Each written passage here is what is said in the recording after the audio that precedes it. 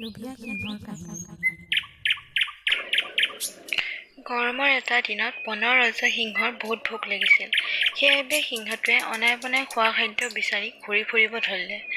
অলপ সময় বিচাৰ কৰাৰ পিছত সিংহটোৱে এটা শহাপহু দেখা পালে। কিন্তু সিংহটোৱে শহাপহুটোক নাখাই এৰি দিলে, কিয়নো সিংহটোৱে ভাবিলে শহাপহুটো বহুত সৰু, শহাপহুটো খালে সিংহটোৰ পেট নভৰিব। আৰু কিছু সময় বিচৰাৰ পিছত সিংহটোৱে বনৰ মাজত এটা হৰিণ দেখা পালে। সি হৰিণটোক খাবৰ কাৰণে খেদিবলৈ ধৰিলে। কিন্তু সিংহটোৱে বহুত সময়ৰ পৰা খাদ্যৰ বাবে ঘূৰি ফুৰিছিল কাৰণে সি ভাগৰি গৈছিল আৰু হৰিণটোক ধৰিব পৰা নাছিল।